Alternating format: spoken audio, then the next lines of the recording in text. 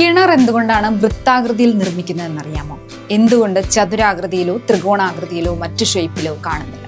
പിന്നിൽ ശാസ്ത്രീയ കാരണങ്ങൾ ഉള്ളതുകൊണ്ടാണ് കിണർ വൃത്താകൃതിയിൽ കാണപ്പെടുന്നത്. കിണർ കൂടുതൽ കാലം ഈട് നിൽക്കാനും കാര്യക്ഷമത വർദ്ധിപ്പിക്കുന്നതിനും വേണ്ടിയൊക്കെയാണ് ഇങ്ങനെ വൃത്താകൃതിയിൽ നിർമ്മിക്കുന്നത്.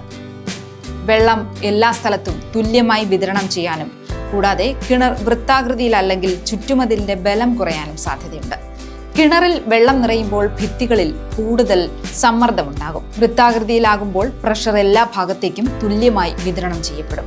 കിണറിന്റെ ഭിത്തികൾ ഈട് നിൽക്കുകയും കൂടുതൽ കാലം നിലനിൽക്കുകയും ചെയ്യും. ചതുരത്തിലും ത്രികോണാകൃതിയിലും ഒക്കെ ആകുമ്പോൾ ഭിത്തികളിലേക്ക് വലിയ സമ്മർദ്ദമുണ്ടാക്കും. ഭിത്തി തകരാൻ ഇത് കാരണമാവുകയും ചെയ്യും. വെള്ളവും മണ്ണും ചെലുത്തുന്ന സമ്മർദ്ദത്തെ നേരിടാൻ വൃത്താകൃതിയിലുള്ള കിണറുകൾക്കാണ് കൂടുതൽ കഴിയുക. അതിനാൽ കുറഞ്ഞ പരിപാലനം മതിയാകും. ഈ കാരണങ്ങൾ കൊണ്ടാണ് കിണർ വൃത്താകൃതിയിൽ നിർമ്മിക്കുന്നത്.